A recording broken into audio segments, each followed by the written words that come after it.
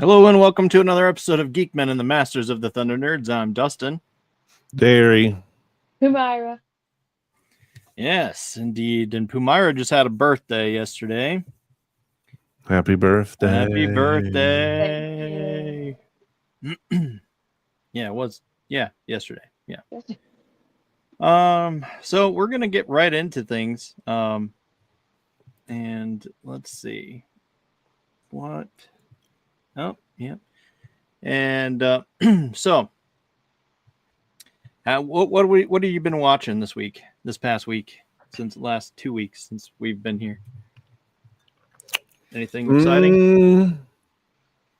Well, so I started the newest season of Black Mirror on Netflix. Okay. Have you guys ever watched Black Mirror before? A couple episodes. Yeah. So for me, it's the episodes are hit or miss, but what's nice is it's not a cohesive story. Mm-hmm. Like every episode standalone. So it really doesn't bother me that some of them are turds, because if I ever want to, I'll just go back and rewatch the individuals that I like. But there's some episodes that make you really question reality and like what's going on. So there's an older one with John Hamm that is probably one of the best ones that I've seen. Yeah. And basically they're tapping into people's brains and being able then to get them to confess to crimes and stuff without them understanding exactly what's going on. Like they think they're in this reality. Well, I forget the whole gist of the episode, but it's probably one of the best ones that's been done. I think I'm 3 episodes into the new season. The very first episode was pretty trippy because this lady ends up having, I can't remember exactly what it was, but basically she was going to die. And so they were able to install basically programming into her to help her stay alive. Yeah. But because this new service was just starting out, it's like cell phones used to be. Like you could only go so far away from the tower before she completely shut down. That's wild. And then like this service kept adding features, but these people who are already destitute can barely afford the base entry level. Yeah. Then they start saying, oh, well, we've got all these features for like our plus member level and then all this shit. And they keep adding on all these charges and everything. And it adds new features the more you pay. And like this lady's just effed without it. And her husband are just, destitute. And he's having to basically sacrifice his life to keep her alive by working all the time and shit. I mean, it really jacks with you when you watch some of those episodes. So the second episode I was not as big a fan of, but oh well, who cares? They're standalone episodes. So yeah, it's been pretty interesting though, at least the 3 that I've watched so far. But yeah, I think I've sampled a few episodes. The one that Zombie's talking about in the comments, he's saying season 1, episode 1. There's something about a pig. I remember that. Yeah, I've seen that one. Yeah, that one's good. Was there one with Billie Eilish in it? I can't remember. I don't even know if I've seen all of the older ones, honestly. I don't remember. That one. So there was like, I can't remember if it was a series or if it was more like a movie, but it's Black Mirror Bandersnatch. And Will Poulter plays this like genius like video game designer in it. Well, the 3rd episode of this season brings that character back. But I think it's later and he's working on a new game, and I put game in air quotes because it's not really a game, right? But everybody thinks it is. But it like kind of ties into that whole Bandersnatch storyline, but it's separate. but Yeah. you some of the same characters and everything, and it's pretty effed up too.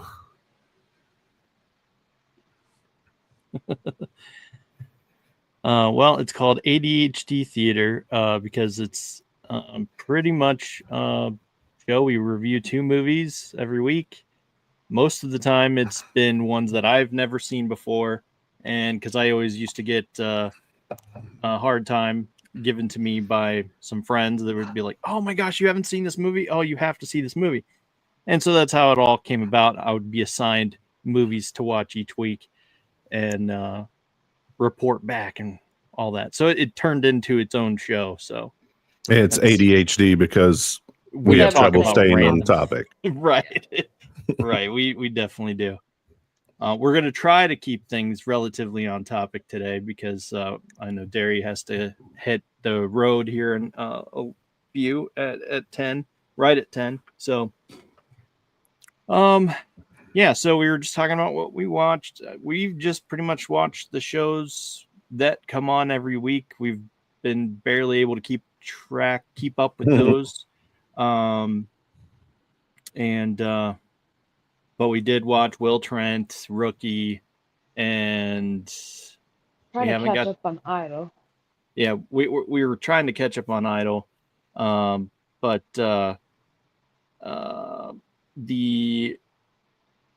we haven't watched the latest episode of what's that show on Sundays? The Tracker. Oh well, yeah, we haven't watched Tracker. We haven't watched The Last of Us, either. Which I'm really hesitant to start. Have you seen The Last of Us at all, Derry? I watched most of the first season.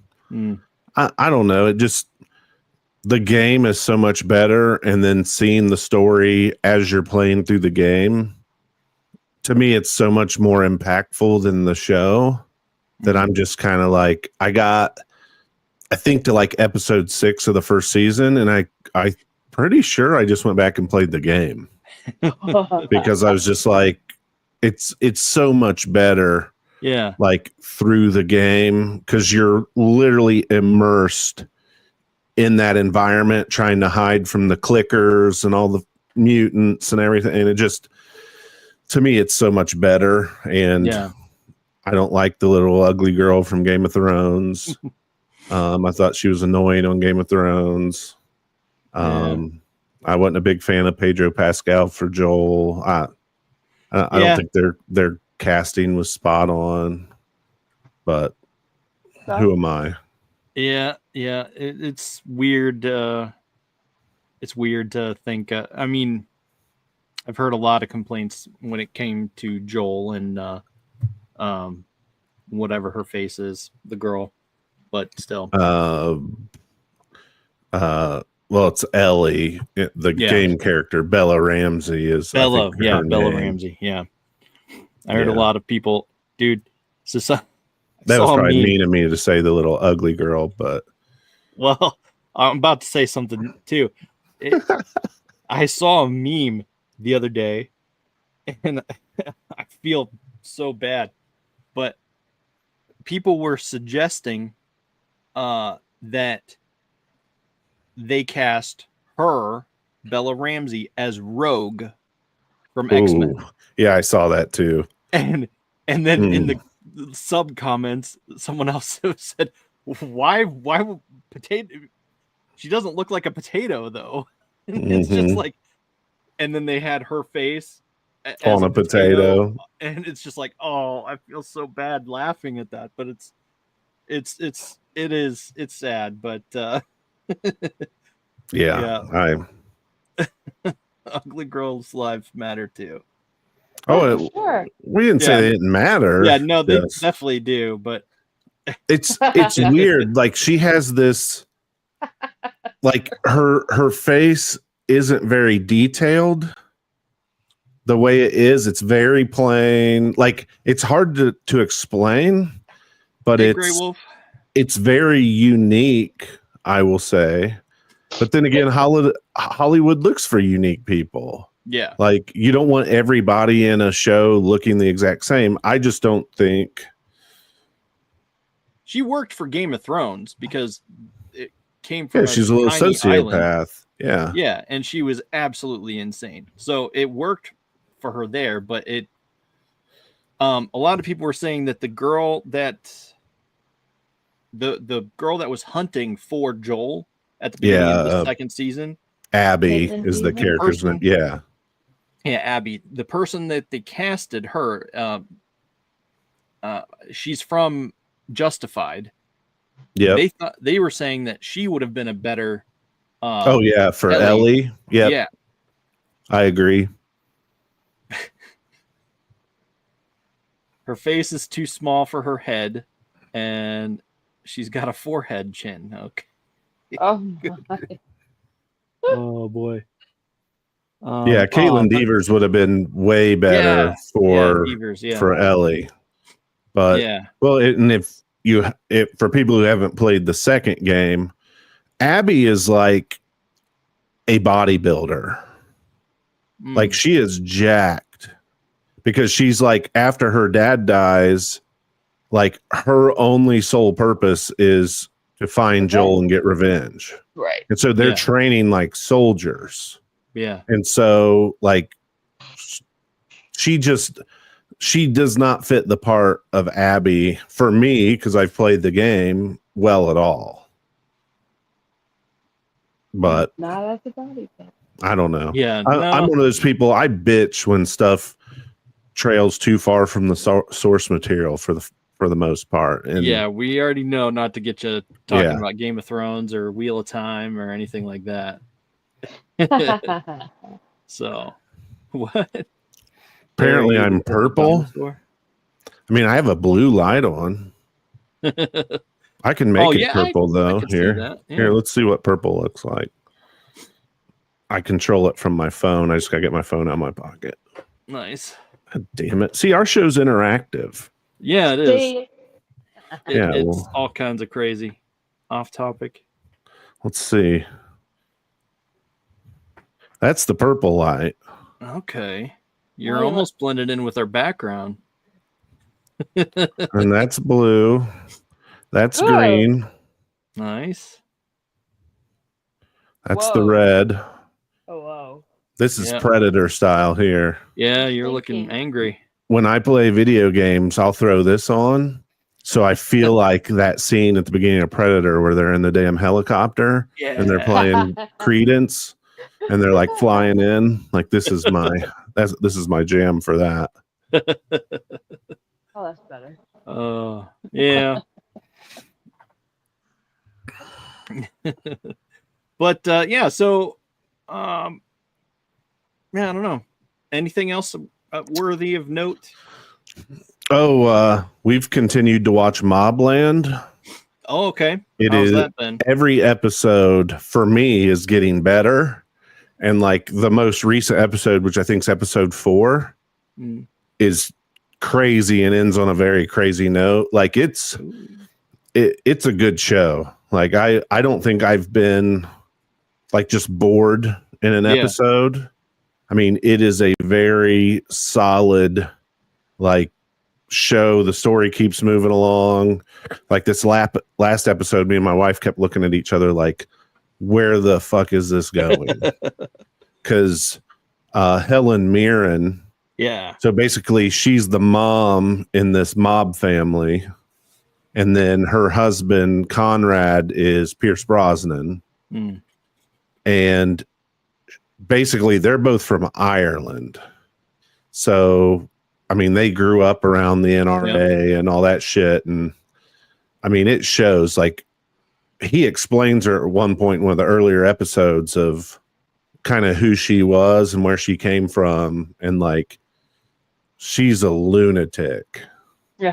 And so anything she can do to create chaos is pretty much what she does. And it all kind of comes to a head at the end of this latest episode. And I would recommend people like go watch Mobland if you like those kind of shows, because it's good. It's definitely been on our list, on my list anyway. But man, dude, last week, so you had a side quest you had to go on.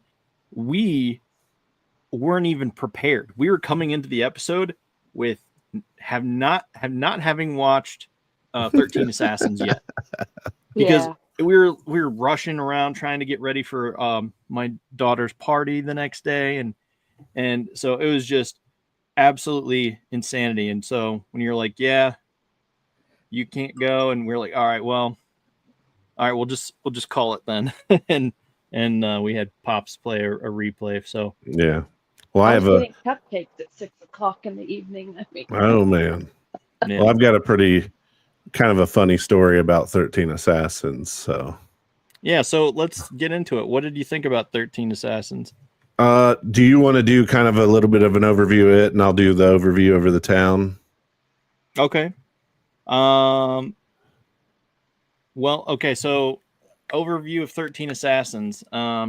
Basically, it's typical Japanese culture, and there's, everyone's looking after their lord and things like that, serving their lord, and it's just continues to go up. We have to protect the lord, that type of thing. Well, then at some point they're like, okay, well, the shogun needs to produce an heir and all that stuff, and basically the people in line to ascend to the throne basically were not eligible, and they proved that. And they bring out this girl that this poor dude just basically offered her up, and it was told, like, this dude was saying, oh, it was my greatest regret that I told him to go do this lowly task for this person, because what ended up happening is he basically used her, and she was apparently the most fertile person in all the land, or something like that. And so that was appealing at first. Well, then he got bored with her, cut off her limbs so that way she couldn't run. She had no legs, no arms, and cut out her tongue. And so she is trying to communicate with a brush in her mouth to write out what this person did to her. And so the person they assigned, I forget his name, but they basically decide, okay, this dude needs taken out, and you need to do it quickly and quietly. Just do it. He needs to go. And so this dude accepts the challenge.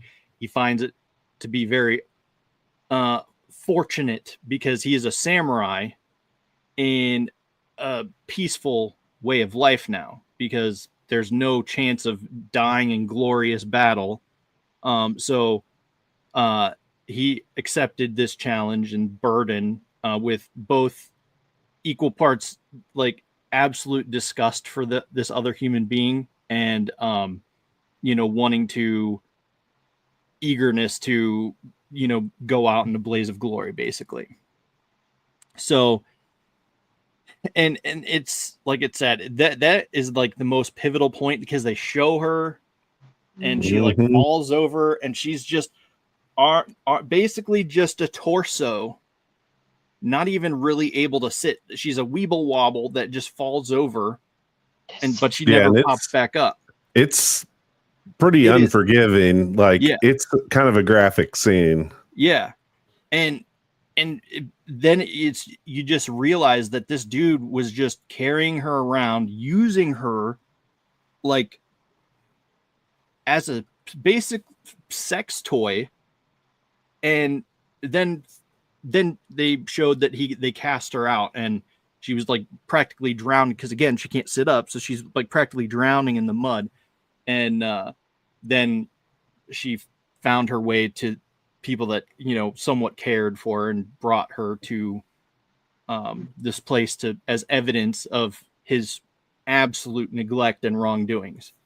And so then it's about assembling a task force, essentially, to go after this insanely crap person, right? Mm-hmm. And so they're counting and planning, and there's lots of things that are intricacies that happen that they're going in. Okay, all right. Well, now we're they finally get the 13th one as they're in the middle of the woods. They're like, all right, you're 13, So it's just 13 people that are going after these people, this main horrible dude. And so that's the basic gist. So they go after, and it's very unforgiving. There's heads rolling around. It was a brutal movie. Yeah, I mean it's definitely a very graphic, like is very true to the brutality of like feudal Japan. Mm-hmm. So I mean, most of these type movies, like you see people get hacked with a sword, like they just twist and fall away, and you might see a little bit of blood. Like this movie, the director of it is known for like his realism when it comes to like fighting and the aftermath and all that. And what's funny is, so when we were picking this movie, I had it confused with another movie. So I'm trying to remember what that one is. But it was like kind of like a Asian inspired like assassin movie, probably somewhere in the late 2000s to early 2010s, but I haven't been able to find it. I was getting this confused with it. I actually just watched this movie last year. This version of it for the first time last year, but this movie's been made 2 other times. So there's a 1963, then there was a 1990, which I think was only in Japan.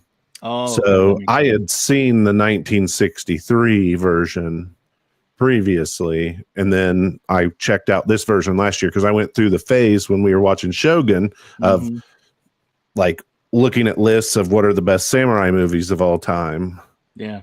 And I had seen this one. So when I went back and started watching it, I was like, oh yeah, like I remember all of this. Like this is crazy. But I mean, for me, I don't think people are gonna, if you're not a big feudal Japan fan, samurai culture, I mean, this really isn't the movie for you.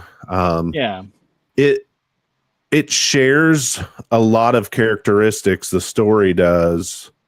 It shares a lot of characteristics with things like Samurai 7, so Kurosawa, which then spawned into the Magnificent Seven.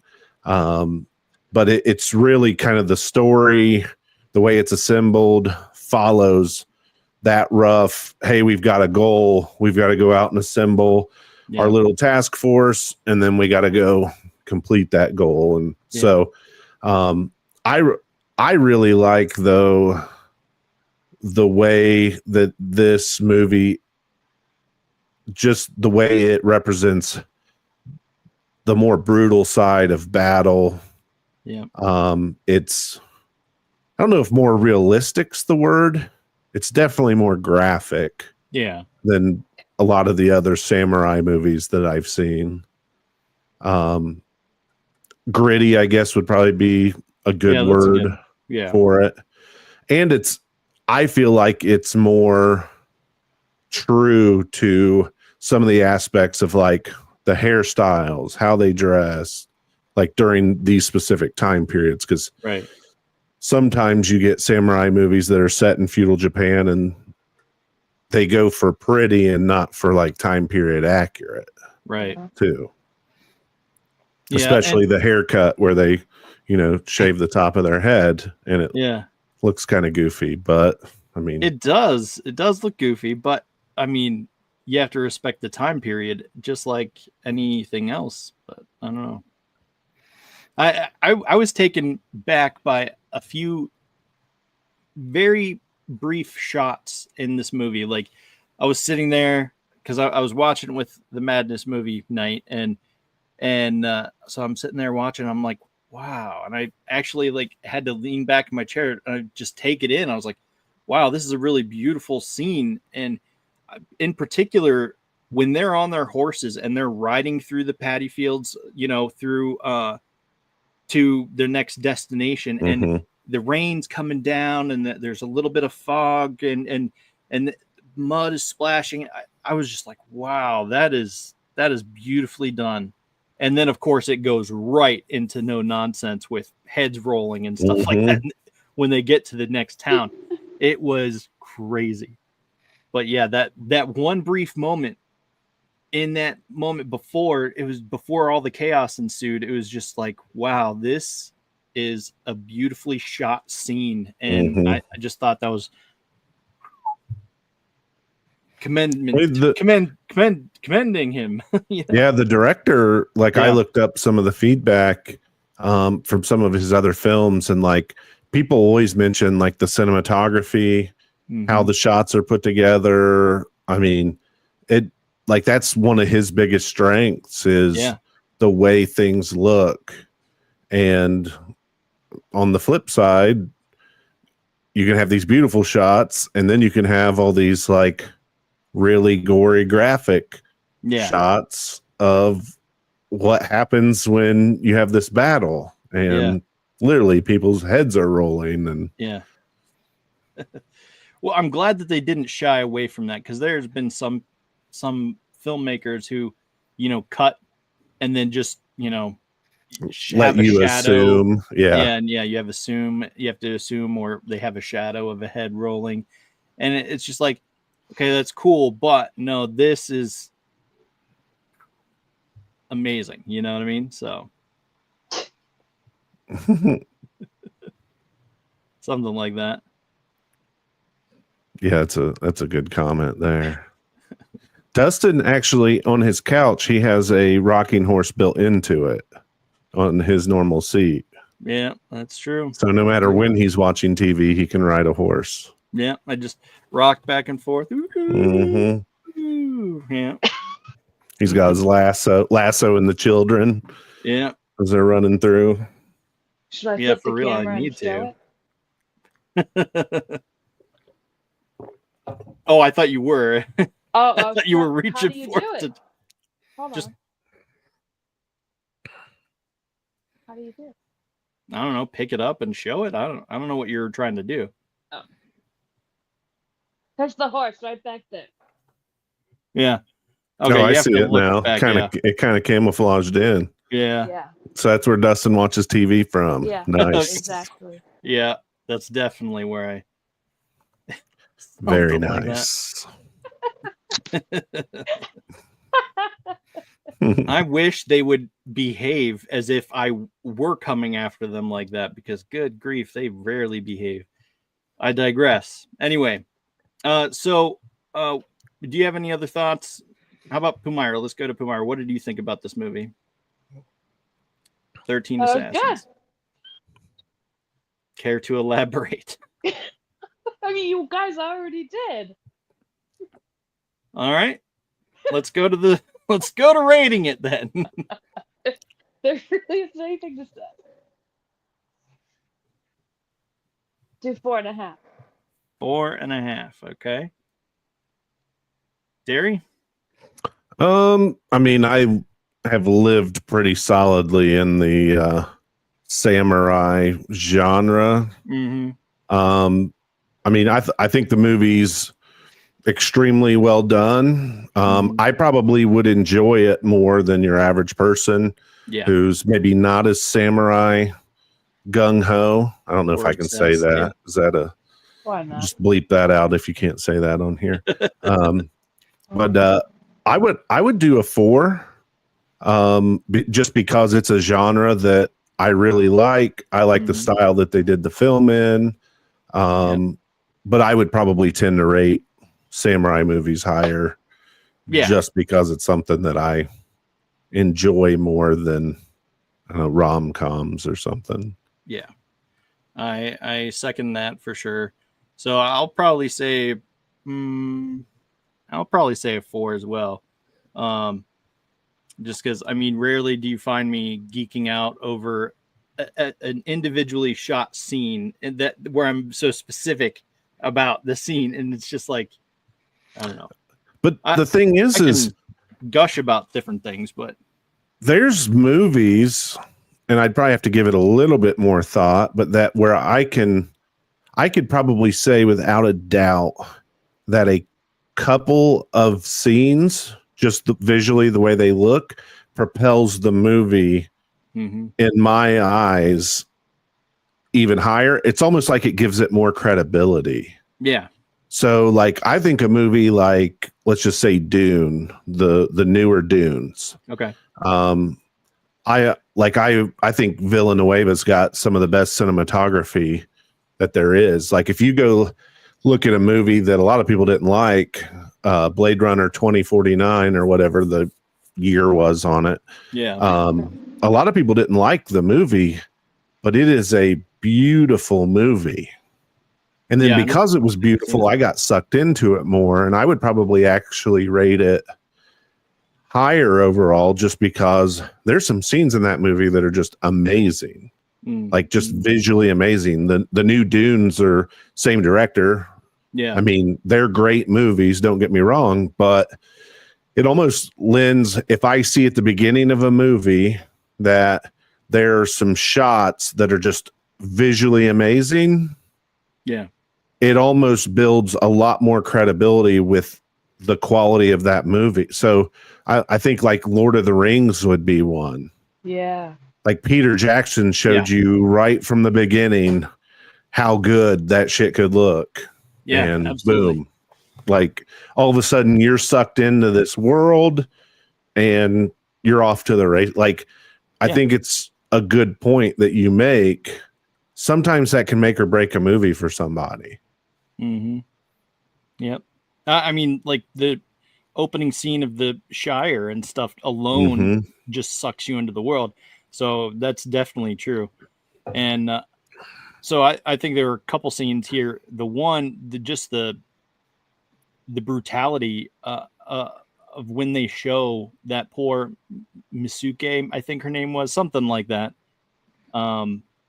where her arms are all cut off. It's just like a punch in the gut. You're like, oh my goodness, like what the heck is going on? Well, you have a visceral reaction. Yeah. So like the best way to get people to tie investment into a movie is somehow evoke them emotionally to where they have a visceral reaction, whether it's like extreme disgust, like a movie like Seven, where like the first time you see one of those victims and they're all like disgusted, like people are just like, oh my God, like that is one of the best ways to tie people like to a movie, get them invested in it. And that lady, that was the first time I seen this, pretty hard to watch. Yeah, it was definitely insane. Makes me speechless, but still, it's just astonishing. But there were so many parts. Like they go and they go to this kid who's barely legal age, and he just tries to cut into this dude, and it shows his sword get stuck in this man that he's just taken his life, and he's struggling to get it out. And you see him shocked standing there, and it's just like a punch in your gut, because you realize, that's essentially his innocence leaving. He's taken the life of another human being, and you can't put that back. It's just a brief, very tiny glimpse of the consequences of that type of thing. So. Yeah. Well, what's funny too is you bring that up. So today I'm sitting on Facebook watching Reels. I got sucked into a stream of Reels, and then this video pops up of like people who were training martial arts. I didn't look to see what belts they were, but they seemed like they'd be pretty far along, trying to cut through bamboo with a katana. And it was showing exactly how hard it is. I mean, you think about trying to cut through a person. Yeah. Like, it's very hard, where some movies make it seem like a katana just like butter. Yeah, just slices right through them. And it was funny because it made me think of this movie. Like, it's going to be hard to cut a human in half with a katana blade. Yeah. Like, it can be done, but there's a lot of technique and everything. So it makes sense that this person couldn't cut through a human being with a katana blade. Yeah.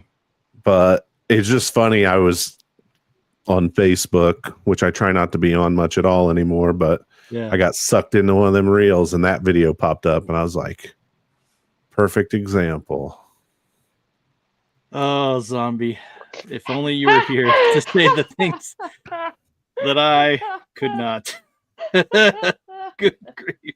So I think we need to address a couple comments here. So Carrie wrote, Derry, are you in witness protection with the shades and the hoodie indoors? I'm always in witness protection. Yeah. Because I've pissed off way too many people on the planet that I don't need them being able to see my real visage. The second thing she asks is, what movie do you all geek out to the most? So I know that we've brought up before, like, what are some of the movies that we think are like the best movies? So, I mean, I'm one of those people. It's hard for me to like put together a list just because I like to go more genre by genre. Yeah. But if we were put on the spot and said, hey, what's at least one movie in our top 5? Like if we had top 5 overall, what would be one that you would say? For me, well, outside of Star Wars. But if you're asking me outside of Star Wars, it don't matter. It can be in Star Wars, but you got to say which one and why. Revenge of the Sith, because it's the culmination of everything that in series is built on. Yeah, that was my favorite too. You don't have to sell me on that one, bro. Just the transformation arc of Anakin within that one movie is, in my opinion, amazing. It's probably one of the best. And honestly, one of the scenes that it bugs me to my core that Obi-Wan show is so overlooked, because that scene where Obi-Wan and Vader are face to face again, and his mask is partially blown away, and he's like, you didn't kill Anakin Skywalker, I did. And that scene just, I think it's a good scene. I just don't think the Kenobi show fits with when they meet again in A New Hope. Yeah. Like there's some discordance there that for me, and maybe it's the way I've imagined the relationship of the movies for my entire life at this point, for the most part, or at least half of it since Revenge of the Sith came out. Yeah. I always looked at it as they didn't see each other again after that fight on Mustafar until they were on the Death Star. Yeah. In A New Hope. And that created some discordance with me. And I was like, it definitely left. There's the whole, like, when I left you, I was but a learner. Now I am the master. Yeah. But it still holds up in if you look at it from a different point of view, because he still didn't see any. But if they continue to have another show where Obi-Wan and Darth Vader interact again, I think it will then completely ruin the magic of episode 4. I mean, definitely not episode 7. Anyway. All right. What? Now you won't ever hear me argue with you on Revenge of the Sith. That's one of my favorites. Yeah. I mean, I come from a different era than the original Star Wars fans. Like my dad would be like, no, like Empire Strikes Back. Yeah. And Empire Strikes Back is also good, but I also grew up watching Return of the Jedi. I had no clue in my mind that there was an episode 5 or episode 4. It was just Return of the Jedi. And I'm like, let's watch Return of the Jedi. And I would pop that VCR tape in, watch it. And then it wasn't until much later that I realized, oh my gosh, they're making more Star Wars. I said to my mom, and she's just like, they've always been around. It's just you didn't have the tape of them. And it's like, oh, yeah. Well, it's so exciting, you know? So, yeah. I mean, I'd have to say, like, thinking about movies that I geek out about the most, probably at the time I was extremely amazed by, but that I'm still like, when I watch it, it holds up. Yeah. And I just totally enjoy the story and all that. I mean, I would have to say Terminator 2. Like, Terminator 2 to me is one of the best sci-fi movies of all time. The special effects were way beyond what anybody could do at the time. Now, if you go back and watch it now, some of it looks dated, but it didn't get that way until probably in the 2010s. Yeah. To where it looked like old technology. And a lot of it, I watched it again probably, I don't know, a few years ago, and it still did not look bad. I mean, some of the T-1000 stuff with the liquid Terminator, some of that gets a little wonky in there, but I mean, James Cameron is just such a visionary. And if anybody in here wants to say that fucking Avatar is anywhere near the Terminator franchise, just get off of here right now, because Avatar is dog shit compared. Titanic is better than Avatar in my book. No. Yeah. Oh yeah. Easily better. But yeah. So unless you're referring to number of boobies shown in a movie, then fine, I'll allow it. But Avatar is great. That puts it way over. I wouldn't say it's great. Avatar was That's a one fad. of my top favorites. It was a fad, such a fad movie. No way. It's one of my top favorites that I still. You ever suggest us watching that piece of trash? I will probably contract some rare disease for that week. No, because I'll take joy in shitting all over it on here, because I do not think Avatar is even on the same wavelength as a lot of other sci-fi movies. Not at all. I haven't even seen half of them. Half of what? I haven't sci-fi movies. I mean, I've seen a good number of them, but I mean, well, you need to talk to Pam about that, Dustin. I've never seen. I've never seen T-1000 or Terminator 2. Oh, so let's pit. Okay, so maybe not next week, but some point we need to do Terminator 2 versus Avatar. Do Cameron versus Cameron. Uh-oh. We got to. Yeah, we're doing StarCraft. And if you're afraid, then I'll even put up Titanic versus Avatar and still come out victorious. We may not get to watch Titanic. Avatar's Fancy Smurfs. Yeah, we'll have to see, because I mean, James Cameron, he's done so much in movies ahead of its time. Like, people have taken the cues from him. Like, I couldn't tell you how many times in my life I've watched Terminator 2. Like, it's just, to me, it's a movie I sit down and I watch and I don't think about anything else.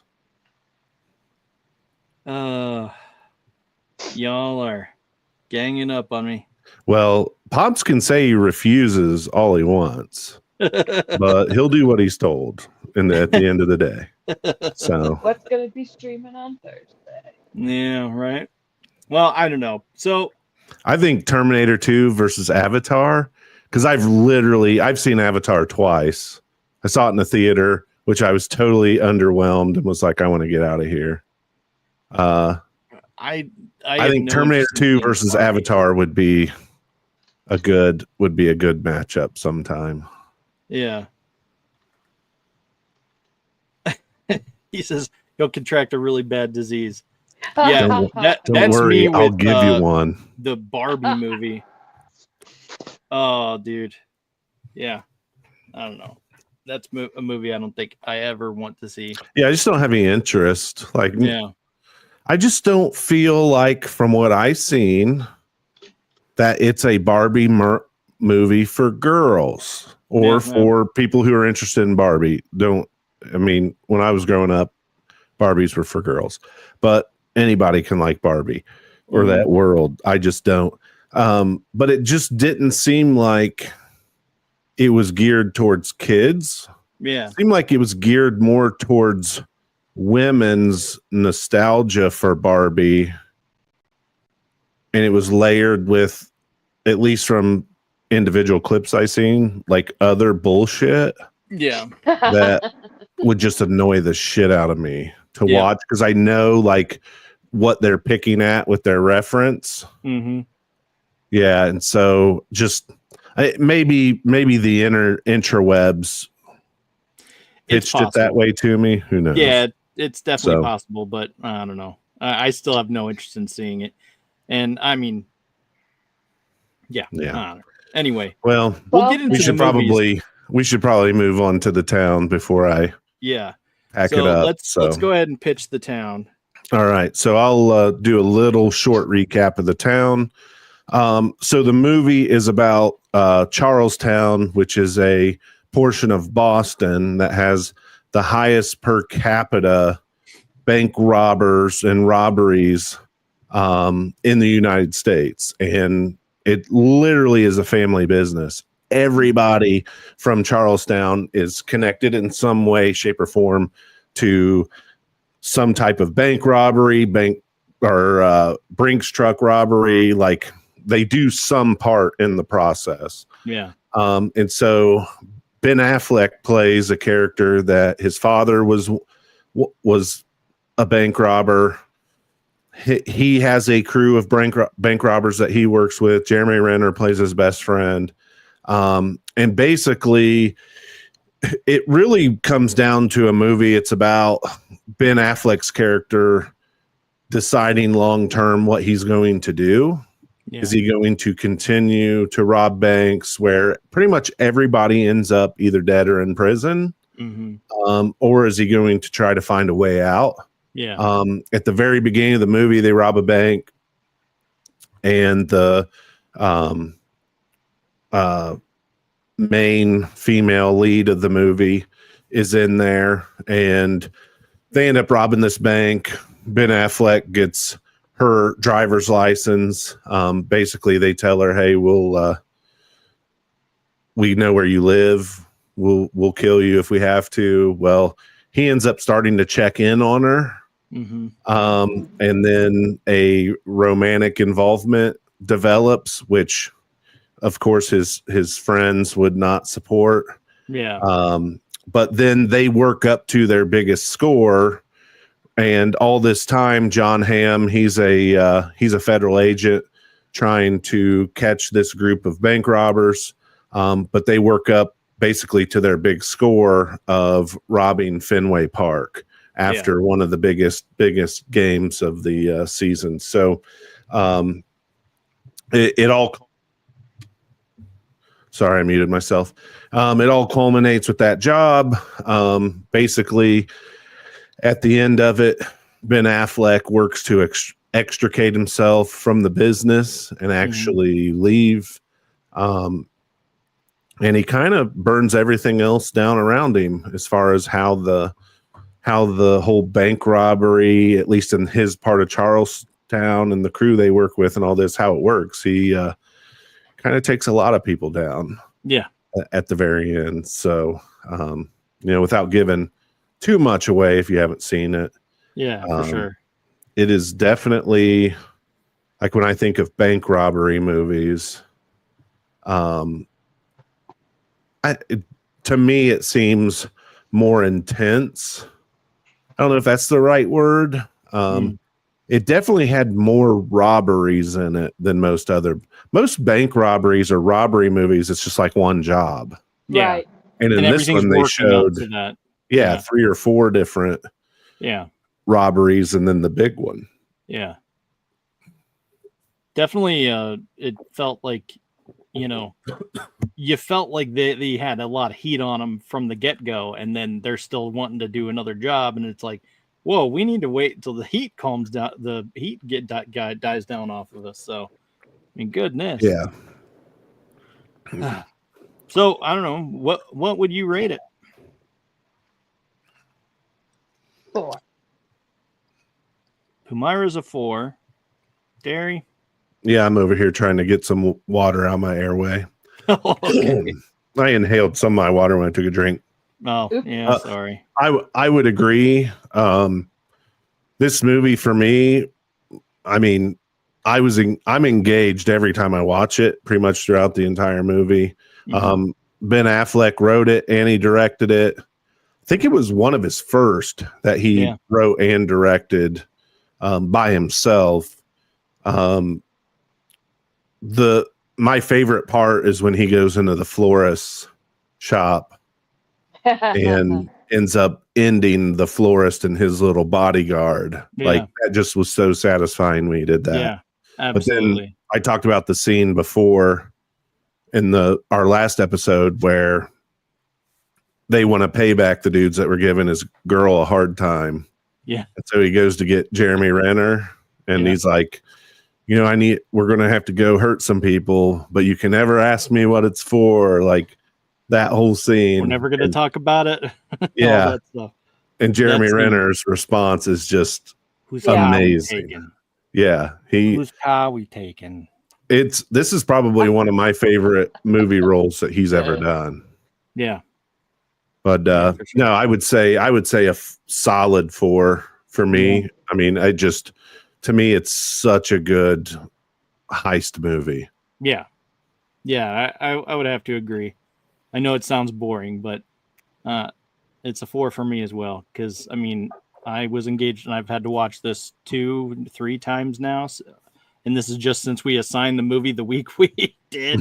So, I mean, So let's talk movies for next week. What are we gonna do? You were thinking what now? So, one I had thrown out there was one we've talked about this, I think, all the way back when we were talking about Shogun last year. Mm-hmm. So there's a Netflix movie called Uprising. It came out last year. It's about, believe it's about the Japanese invasion into Korea is like the backdrop it's set around. But I can't remember the years, but it's like feudal Japan, samurai type movie. It looked interesting from the preview when I looked at it before. The other one I threw out was probably a movie I think that everyone should watch. It's actually an Amazon Prime movie. Didn't get a theatrical release that I know of. But it's called 13 Lives. It came out probably 22, 23 maybe. Basically what it is it's the story of there was a soccer team. I want to say it's in Indonesia, maybe not. But they went after their soccer game down in some caves. The monsoon season fell upon them really fast and they got trapped in the caves due to rising water levels, couldn't get back out. Oh boy. And basically two divers who volunteer to go like help out in these type of rescue situations. They're played by Colin Farrell, Viggo Mortensen. They volunteer to go there with some other people and try to help get these kids out of the cave. Yeah. And so basically they're working against the clock before the water rises too high and they run out of air in this cave. Yeah. And when you think about diving in there, like it's not just as simple as like diving through a little bit of water, going in a cave and coming back up. Like they have to swim through different areas of the cave, no visibility. Like it takes, I think, 5 hours to swim from the opening of the cave to get back to where these people are. Then they have to figure out how to get all these people out. They're not experienced divers. Yeah. And they end up extracting all these people from these caves through one of the it's just mind-blowing to me. I think it's one of the coolest plans ever devised. and is amazing that they didn't lose a person. Wow. One person was killed, but it wasn't one of the people they were rescuing. I believe it was a rescuer that ended up being killed at one point. But they get this entire team, these 13 people, out of the cave safely, having to swim them through dark, like just water you can't see through. You can't go to the surface at certain points. Like it will laugh all you want. Like my wife was holding her breath. Yeah. Like watching the movie. Like it gave us such a emotional reaction. Yeah. And we just watched it off the cuff. Like, oh, this got a couple good people in it. Kind of seems interesting. And at the end of it, we were like, this is amazing. Awesome. So I think that's one we should definitely watch because I want to watch it again and again and again and again. Well, we'll plan on that then. 13 Lives on Amazon and Uprising on Netflix. So we go from 13 assassins to 13 lives. So how many weeks can we keep 13 going? So we could do 13 ghosts. Wasn't that the one? Yeah, that was the one. Let's see here. How many different 13 movies can we come up with real quick? What's next Friday's date? Is it the 13th? Oh, 13 hours. So the Benghazi movie. There's a movie from 2003 just called 13. There's Ocean's 13, which I never liked any of the Ocean's movies. Yeah. 13 going on 30.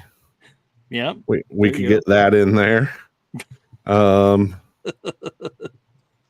Apollo 13. I mean, we could run with this for months at this point. Yeah. Friday the 13th. Friday the 13th. And then you can just string all of those together. Right. So 30. we could set up a 13 movie for however many of them were actually called Friday the 13th. Yeah, we've got Scary Movie 13. We've got some options here. Yeah.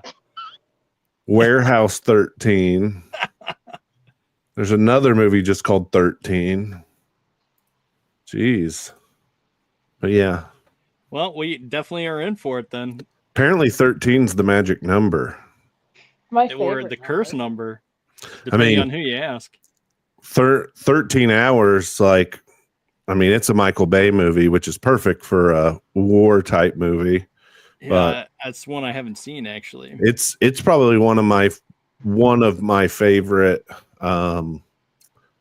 like military type movies. Mm-hmm. Obviously it's not full scale war because it's about the contractors that were there when basically the whole Benghazi thing happened in Libya.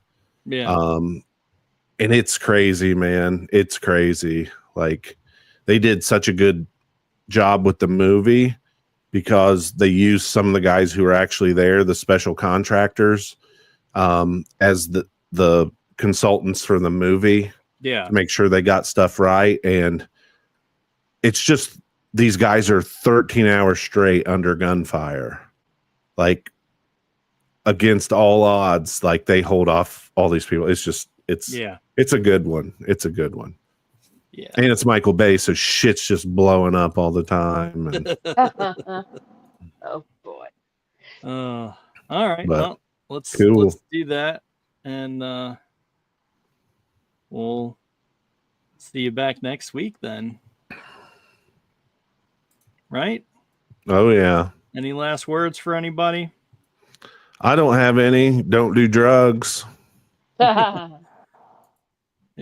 What is it? Yeah. Just say water. no. I'll take the Amazings. Yeah, drink your water. That's all I want to do right now. All right. Well, until next time, Thunder Nerds ho.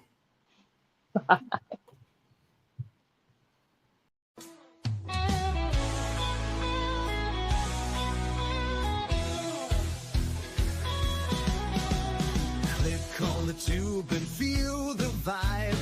Every show you crave right here live. Heroes and villains clash in the night. Madness Comic Network sets it right. Scroll through the list, find what you need. Epic battles and fast-paced speed. From capes to cosmic space delight. Tune in and watch your favorites ignite. On Facebook, share the thrill so grand. On X, the buzz across the land. Madness Comic Network all around. In every episode, joy is found.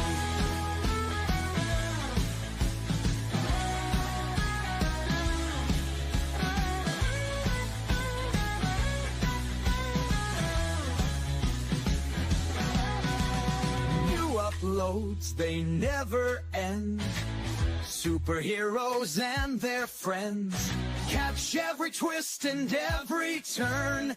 Madness Comic, you will yearn. Stay up to date with every twist. Madness Comic, don't miss a gist. From laughter to tears, every mood. Madness Comic sets the groove. Click that button and subscribe. Catch the wave and ride the tide. Join the fun, join the craze. Madness Comic brightens days. Hey!